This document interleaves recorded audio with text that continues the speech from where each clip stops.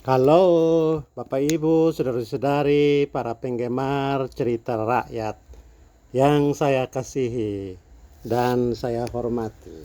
Ini seri ke-6 dari pemaparan cerita-cerita rakyat. Dan kali ini perkenankan saya menyampaikan sebuah cerita rakyat dari Angola di Afrika yang diceritakan oleh Choan Seng Song, seorang teolog Kristen dari Taiwan, dalam buku berjudul Sebutkanlah Nama-nama Kami. Choan Seng Song menyebut cerita rakyat itu sebagai ABC dari teologi misi, yaitu bagaimana kita belajar dari cerita-cerita rakyat untuk merenungkan ulang bagaimana praktek misi Kristen dalam dunia non-Kristen untuk memperkenalkan nama Yesus Kristus sebagai Tuhan dan Juru Selamat. Sebelum masuk pada ulasan mengenai ABC teologi misi, baiklah kita dengarkan dulu isi dari cerita rakyat Angola itu. Seorang pemuda mempunyai 4 orang saudara laki-laki. Satu hari ia bertemu dengan seorang gadis dan menikahinya. Sang pengantin wanita tidur menjalani hari-hari pertama perkawinannya selama 4 hari. Kemudian ia pun keluar rumah dan memasak sepanci bubur. Ia mengambil sepiring bubur untuk suaminya dan 4 piring bubur untuk ipar-iparnya. Ia masuk ke rumah untuk mengantar makanan itu kepada ipar-iparnya. Ipar-iparnya berkata kepadanya, "Kalau kami makan bubur ini, sebutkanlah nama-nama kami." Kata si pengantin wanita, "Aku tidak kenal nama-nama kalian." Ipar-iparnya menjawab, "Kalau engkau tidak mengenal nama-nama kami, ambillah kembali bubur itu." Maka diambilnyalah bubur itu dan dibawanya serta pulang ke rumahnya. Suami istri tersebut lalu makan bubur itu. Keesokan harinya hal yang sama terulang kembali. Perempuan itu lalu berpikir, ipar-iparku menolak memakan buburku, tetapi aku tidak mengenal nama-nama mereka. Hari berikutnya, pada waktu matahari terbenam, perempuan itu mengambil ubi kayu untuk ditumbuk menjadi tepung. Ia pergi ke tempat menumbuk, menaruh ubi kayu itu di dalamnya dan segera menumbuknya dengan alu. Seekor burung kecil terbang dan hinggap pada sebatang pohon dekat penumbukan itu. Burung itu mulai bernyanyi, "Ipar-iparmu, tidakkah engkau mengenal nama mereka? Dengar, aku akan menyatakannya kepadamu." Ditumbuknya ubi kayu.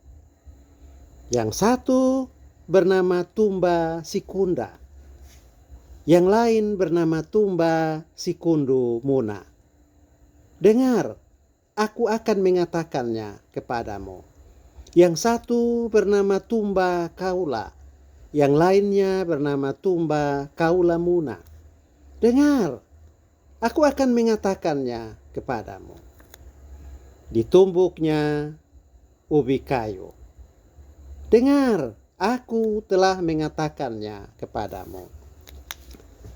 Perempuan muda itu menghempaskan alunya ke tanah.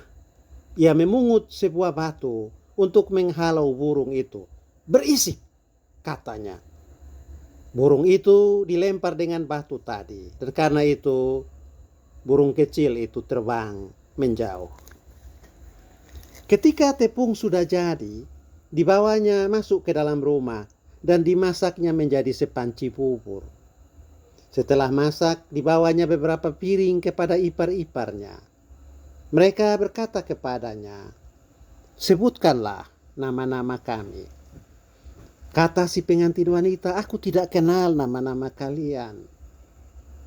Mereka berkata, bawalah kembali bubur itu. Maka diambilnya bubur itu dan ia kembali ke rumahnya. Ia dan suaminya lalu memakan bubur itu. Esok harinya ia kembali ke penumbukan untuk menumbuk ubi kayu lagi. Tatkala ia mulai menumbuk, burung kecil yang sama datang lagi, mencoba untuk memberitahukan hal yang sama seperti yang disampaikannya kemarin kepada perempuan muda itu. Perempuan muda itu menghalau burung itu sekali lagi dengan ucapan yang sama, berisik. Tetapi setelah burung itu pergi, ia sadar akan apa yang telah dikatakan burung itu. Burung itu telah memberitahukan kepadaku nama ipar-iparku. Sekarang aku mengerti. Ketika tepung itu jadi, dia membawanya masuk ke rumah dan dimasaknya sepanci bubur. Setelah masak, dibawanya bubur itu kepada ipar-iparnya. Mereka berkata, kalau kami makan bubur ini, sebutkanlah nama-nama kami. Perempuan itu berkata, yang satu bernama Tumba Sikunda, yang satu bernama Tumba Sikundumuna, yang satu lagi bernama Tumba Kaula, yang satu lagi bernama Tumba Kaulamuna. Ipar-iparnya tertawa. Mereka bahagia. Lalu mereka menerima bubur itu dan memakannya. Demikian cerita rakyat Angola. Seperti tadi sudah saya katakan, cerita ini oleh Chuan Sheng Song, teolog Kristen dari Taiwan, disebut sebagai ABC dari misi Kristen, yang tampil dalam wujud arogansi para misionaris yang ditujukan kepada agama-agama non-Kristen dan budaya masyarakat yang dianut. Pada waktu pemberitaan akan Kristus disampaikan kepada mereka. Arogansi itu nampak dalam ketidakpedulian si perempuan muda untuk mengenal nama para iparnya. Oleh Chuan Sheng Song, perempuan dalam cerita ini memerankan kehadiran misionaris Kristen dalam masyarakat non-Kristen. Sementara para iparnya merupakan wakil dari komunitas masyarakat non-Kristen yang menjadi sasaran misi dan pewartaan akan Kristus. Bubur buatan si perempuan adalah Injil yang sangat dibutuhkan oleh setiap manusia dan semua masyarakat untuk hidup. Berfungsi sebagai energi penggerak dari berbagai aktivitas kemanusiaan. Burung kecil yang bernyanyi di dekat perempuan itu menghadirkan suara dari sorga, wahyu, berita dari Allah kepada si perempuan, agar tidak hanya sekedar menawarkan bubur kepada ipar-iparnya, tetapi penting juga ia mengenal nama-nama mereka, cara hidup, norma-norma, harapan, ketakutan, gejolak batin, kecemasan, cita-cita, dan kerinduan terdalam dari mereka. Barulah kalau si misionaris membangun relasi personal dengan para ipar, bubur yang ditawarkan kepada mereka bakal diterima dan disantap. Tetapi lihatlah bagaimana Injil yang diberitakan kepada dunia dan manusia dalam wujud pemberian bubur ditolak oleh masyarakat hanya karena alasan sederhana. Si pemberita Injil merasa tidak ada guna mengenal nama ipar-iparnya. Ini juga kenyataan dalam praktek penginjilan. Yesus Kristus adalah nama yang dunia butuhkan. Tetapi pewartaan Kristen akan nama itu banyak mendapatkan penolakan akibat tidak adanya keinginan pekerja misi untuk mengenal orang-orang yang kepadanya nama Yesus diwartakan. Padahal para ipar perempuan itu sudah dengan tegas berkata, "Kalau kami makan bubur itu, sebutkanlah nama-nama kami." Misi Kristen tidak hanya sekedar sebuah pekerjaan memperkenalkan nama Kristus kepada dunia dan umat manusia. Misi juga berhubungan dengan kesediaan para pewarta Kristus untuk mengenal nama-nama manusia, nilai, harapan, ketakutan, cita-cita, kecemasan, dan kerinduan mereka. Barulah ketika nama Kristus diintegrasikan dengan nama, nilai, kerinduan, kecemasan manusia, nama Yesus menjadi kuasa yang membaharui dan memulihkan. Tetapi betapa sering misionaris Kristen bertindak seperti perempuan muda pengantin baru itu. Ia mengusir burung kecil yang mengajarkan dia melalui nyanyiannya tentang nama para ipar. Dengan mengusir burung pipit dan menyebut nyanyiannya sebagai sesuatu yang mengganggu, alias berisik.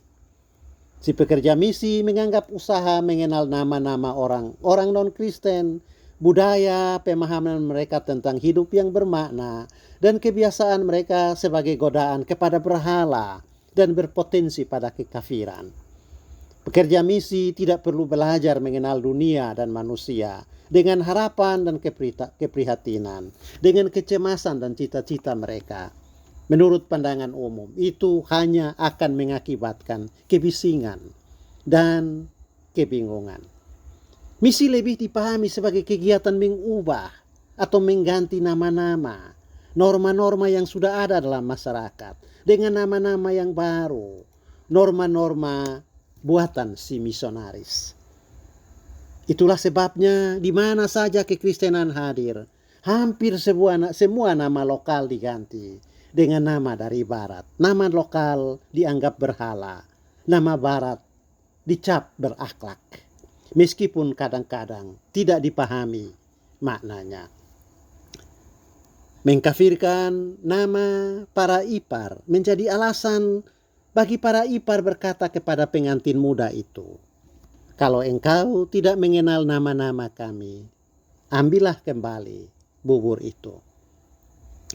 Misi yang dikerjakan Yesus Kristus, yaitu menghadirkan kerajaan Allah di antara manusia, bertolak belakang dengan yang dipraktekkan para misionaris Kristen di hampir semua tempat dan di sepanjang masa.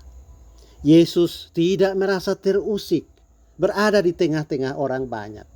Ia sama sekali tidak merasa terganggu mendengar teriakan orang banyak, harapan, kerinduan, kecemasan, dan ketakutan mereka. Yesus justru mencoba dengan sepenuh hati mendengar cerita-cerita hidup orang banyak itu yang mengandung di dalamnya nilai, harapan, kecemasan, dan kerinduan. Dan itu sebabnya ia dapat menyampaikan kerajaan Allah dalam cara dan bahasa yang bisa mereka terima.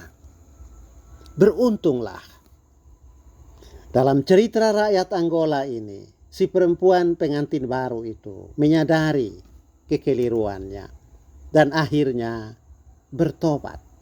Ia sadar bahwa burung pipit kecil itu sebenarnya tidak menghadirkan kebisingan baginya, tetapi menunjukkan kepadanya hikmat, yaitu kenalilah nama ipar-iparmu. Barulah mereka akan menerima dan menyantap bubur buatanmu.